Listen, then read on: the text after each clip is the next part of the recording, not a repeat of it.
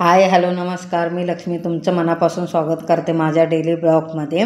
आज मंगळवार आहे तर देवपूजा तुम्हाला दाखवते, शेअर करते आणि वरतून माझी तुळशीची पूजा पण दाखवते। आणि बघा तुम्हाला दाखवते माझ्या किचनमध्ये लगातार 2-3 दिवस झालं ते पक्षी यायला लागले आणि त्या पक्षीचं नाव काय मला माहीत नाही, ते कबूतरसारखेच दिसतात। ते हॉलमध्ये काम करत होते तर आतून आवाज येत होता, कुटू कसला आवाज येतो, जाऊन बघते तर कबूतर 3-4 कबूतर तिकडे बसलेले आणि त्याचंच हळू शूट केलेलं। त्याच्या अगोदर पण बसलेलं, तेवढं काय मी लक्षात घेतलं नाही, पण आज मी लक्षात ठेवून म्हणजे शूट केलं, तुमच्याशी शेअर करावं म्हटले। असो, आता मी पूजा करते। पहिले मी देवपूजा करायच्या अगोदर पहिले उंबराची पूजा करते, मग तुळशीची पूजा करते, मग देवपूजा करते। रोजच्या प्रमाणे मी दारापुढे रांगोळी वगैरे काढली, त्याच्या हळद कुंकू वाहलं, तुळशीला पण जल अर्पण करून तिच्या पुढे छोटीशी अशी रांगोळी काढली, तिला पण धूप दीप हळद कुंकू वगैरे वाहिलं। त्याच्यानंतर मी आता देवपूजा करून घेते। आज मंगळवारची देवपूजा तुमच्यावर शेअर करते।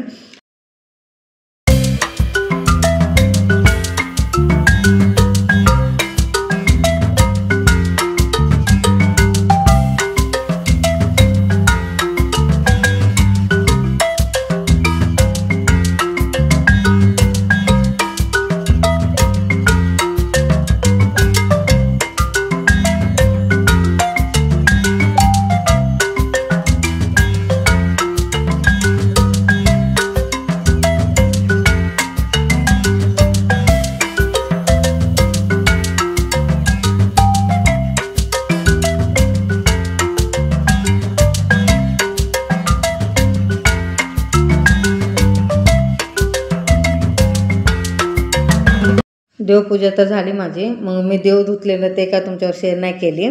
दीप धूप सगळं ओवाळलं आणि आज माझं दूध लवकर आलं म्हणून दूध साखरेचं नैवेद्य दाखवलं स्वामींना। देवपूजा तर झाली माझी। रात्रीचा भात होता तो आता फ्राय करावं म्हटलेली, तर एक बटाटा होता, बटाटा कापून घेतलं आणि शेंगदाणे टाकून कच्चे बटाटे असे बारीक कापून घेतले आणि फ्राय केले। कांदा टमाटर मिरची टाकून फ्राय करून घेतलं, पूर्ण गाळ होईपर्यंत थोडंसं मीठ टाकून लवकर शिजते म्हणून तसं करून घेतलं।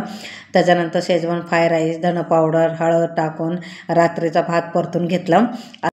आजचा ब्लॉग कसा वाटला मला नक्की कमेंटमध्ये सांगा आणि आवडला असेल तर लाईक शेअर सबस्क्राईब करा। सगळ्यांना श्री स्वामी समर्थ।